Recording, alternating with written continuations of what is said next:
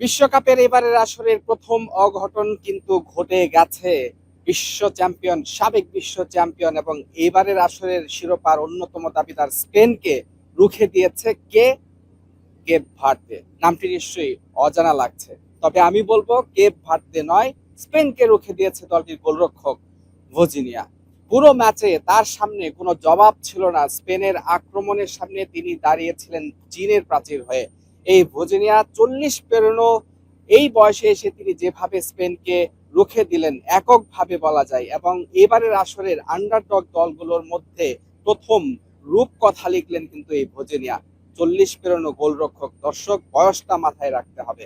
এবং পুরো ম্যাচে তিনি কিন্তু দুর্দান্ত নৈপুণ্য দেখেছেন। নিশ্চিতভাবে 7টা নিশ্চিত গোলের তিনি কিন্তু সেভ করেছেন, এবং শেষ পর্যন্ত স্পেনের কোচ বাধ্য হয়েছেন ইনজুরি সংখ্যায় থাকা বা ইনজুরি থেকে সেরে ওঠা লামিনে ইয়ামালকে নামাতে।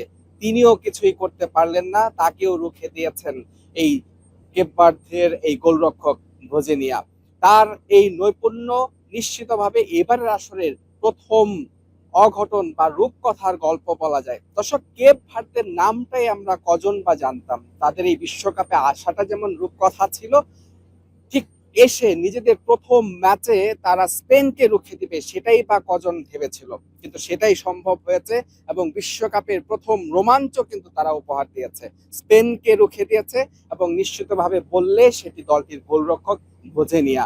এই নামটা মনে রাখতে হবে। এবং স্পেনের জন্য একটা বড় অঘটন, বড় দুঃসংবাদ, তারা কিন্তু পয়েন্ট নিয়ে পূর্ণ 3 পয়েন্ট নিয়ে তারা মাঠ ছাড়তে পারেনি, এবং এটার পেছনে একমাত্র কারিগর কেপ ভার্দের গোলরক্ষক ভজিনিয়া। তিনি যেমন গোল সেভ করেছেন, তিনি বল পাসিং এও কিন্তু দুর্দান্ত ছিলেন। 67% নিখুঁত পাস দিয়েছেন তিনি।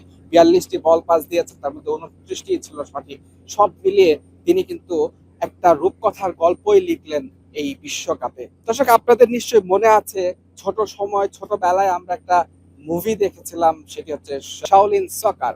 সেখানে গোলরক্ষক একের পর এক আক্রমণ, বুলেট গতি সব আক্রমণের সামনে যেভাবে দাঁড়িয়েছিলেন, সেই সিনেমার সেই মুভির চিত্রনাট্য, বাস্তব চিত্রনাট্য ফুটবল বিশ্ব দেখলো এবার স্পেন কেপ ভার্দে ম্যাচে, যেখানে সেই গোলরক্ষকের ভূমিকায় ছিলেন ভজিনিয়া।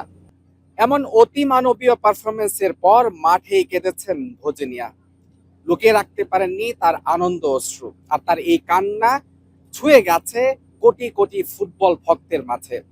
যে ভজিনিয়ার ইনস্টাগ্রাম ফলোয়ার ছিল মাত্র 45,000 বিশ্বকাপের বা এই ম্যাচের আগে, সেটি মুহূর্তের মধ্যেই 1 মিলিয়ন ছাড়িয়ে গেছে। তার মানে ভজিনিয়া ছড়িয়ে গেছেন সারা বিশ্বে। তার এই অতিমানবীয় কীর্তি নিঃসন্দেহে ফুটবল বিশ্বে স্মরণীয় হয়ে থাকবে। Mujrabin Tarek, Jamuna sports, Kansas City, যুক্তরাষ্ট্র।